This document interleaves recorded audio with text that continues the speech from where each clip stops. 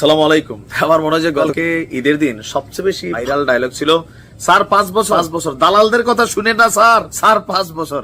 Doctor Mohammad Yunus আবার এরকম দেখাইছেন, মানে জনগণের যখন তিনি মোলাকাত করছিলেন, ঈদের আলো ভাগাভাগি করছিলেন। ভাবা যায় যে এই দৃশ্য দেখে আগামীতে ক্ষমতায় যারা যাবেন তাদের অন্তরে, অথবা সাবেক এই মুহূর্তে ভারতে পলাতক আছেন যিনি শেখ হাসিনা বা ওবায়দুল কাদেরদের এই দৃশ্য দেখার পরে আসলে কেমন ফিল হচ্ছে, এটা বইলা বোঝানোর মতন আসলে সুযোগ নাই, আর আমাদেরও সুযোগ নাই। তবে এতটুকু বোঝা যায় যে পাটে পাইলে ডক্টর মোহাম্মদ ইউনূসকে অথবা ধরেন ওনার প্রতিষ্ঠানগুলোর অবস্থা কি করবে।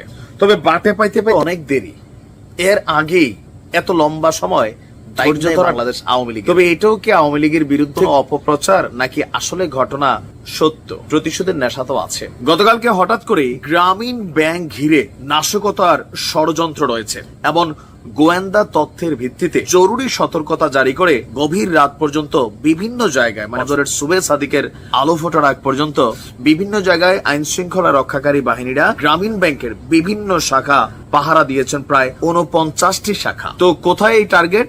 এটা হচ্ছে কুড়িগ্রামে, সীমান্তবর্তী ভারতের সাথে কুড়িগ্রাম জেলায় অবস্থিত গ্রামীণ ব্যাংকের 49টি শাখায় হঠাৎ করেই আপনার পুলিশি পাহারার জোর দেখা গেছে। আর জানেন তো, গ্রামীণ ব্যাংক আমাদের ডক্টর মোহাম্মদ ইউনূসের একটা প্রতিষ্ঠান। একই সঙ্গে সম্ভাব্য নাশকতা ঠেকাতে কুড়িগ্রাম লালমনিরহাট পল্লী বিদ্যুৎ সমিতির কার্যালয়েও নিরাপত্তা জোরদার করা হয়েছে। এসপি মাহফুজুর রহমান তিনি বলছেন যে পুলিশ এবং গোয়েন্দা সূত্রগুলো বলছে যে আওয়ামী লীগ ঈদের ছুটিতে, প্রায় 10 দিন কিন্তু ঈদের ছুটি, এই ছুটিতে দেশে নাশকতা সৃষ্টির উদ্দেশ্যে প্রাথমিকভাবে রংপুর এবং চট্টগ্রাম বিভাগে অবস্থিত গ্রামীণ ব্যাংক এবং এই সংশ্লিষ্ট যে কোনো প্রতিষ্ঠানে অগ্নিসংযোগ এবং হামলার ষড়যন্ত্র করছে। প্রাথমিকভাবে রংপুর বিভাগের কুড়িগ্রামে এই হামলার সূত্রপাত ঘটার আশঙ্কা রয়েছে। শুধুমাত্র রংপুরে না, দেশের অন্যান্য স্থানেও এই একই ধরনের হামলার আশঙ্কা রয়েছে বলে গোয়েন্দা সূত্র বলছে। তাহলে সারা বাংলাদেশে গ্রামীণ ব্যাংকের কত হাজার শাখা। তো ডক্টর মোহাম্মদ ইউনূসের প্রতিষ্ঠানের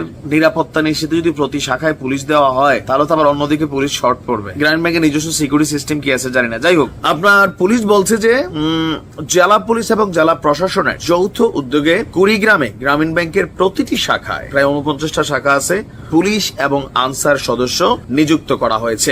ঈদের রাত থেকে তারা নিরাপদে নিয়োজিত রয়েছেন। এছাড়া রংপুর জেলার সার্বিক পরিস্থিতি জোরদার করা হয়েছে।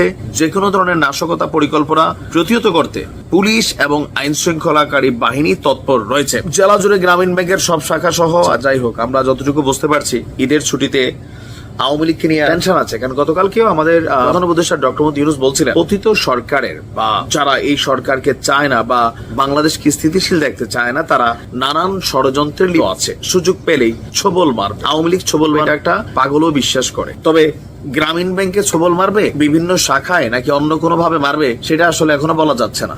তবে পুলিশ যেহেতু বলছে ভাই ঘটনা সত্যি, তার মানে সত্যি। টিভি হারুন ভাইও যখন বলতো তখনও সত্যি ছিল, এখনো সত্যি। ভালো থাকুন, সাবধানে থাকুন। আসসালামু আলাইকুম।